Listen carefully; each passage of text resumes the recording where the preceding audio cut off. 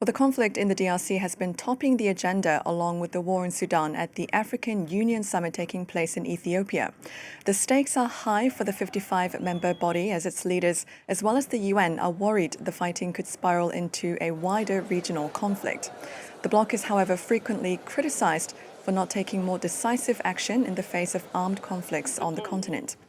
Well, let's get the latest on that AU summit with our special envoy and politics editor, Marc Perelman, who's standing by for us in Addis Ababa. Marc, tell us more about what's been discussed at the meeting. Well, clearly, DRC has been on the top of the agenda here in Addis Ababa. Very vivid debates involving Rwanda's President Paul Kagame and the Prime Minister of the DRC. They had very bitter disagreements. The DRC representative accusing Rwanda of fighting a war on its own soil through the M23 rebel group, and Rwanda saying they're just defending themselves, and this is a Congolese issue that needs to be dealt properly by the Congolese. The Prime Minister of the DRC refused to participate in the traditional photo op with all the heads of state and government, and she told us that what she wanted now is sanctions being imposed on Rwanda because of Rwanda's actions in the east of the DRC.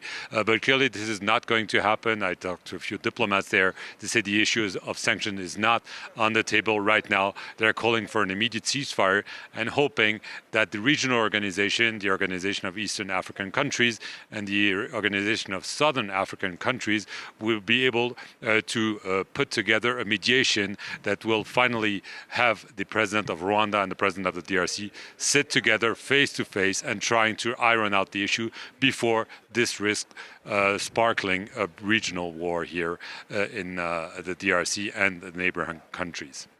And the AU has new leadership, doesn't it? Mahmoud Ali Yusuf, who was elected yesterday.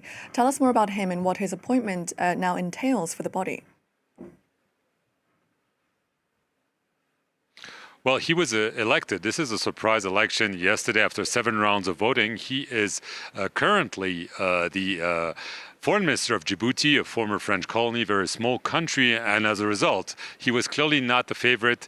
The favorite was Kenya's Raila Odinga. However, the Djiboutian diplomat is someone who is a seasoned diplomat. He's been working here at the African Union and on several issues, especially Sudan, quite heavily for some time. So he'll be the chairperson of the African Union Commission. He'll try to solve DRC, Sudan, Libya, and other issues, and also try to solve the issues of coups in the region. There are 6 countries suspended currently from the African Union because of the lack of respect of constitutional and democratic rule. That's a big issue on his agenda. The vice chairperson of the commission is also an important position. This was a bitter fight between Morocco and Algeria, and in the end, an Algerian diplomat, Salma Haddadi, prevailed. She'll be also holding the reins here in Addis Ababa for the next several years. Marc, thank you very much for that. That's Marc Perelman, our special envoy, reporting for us there in Addis Ababa.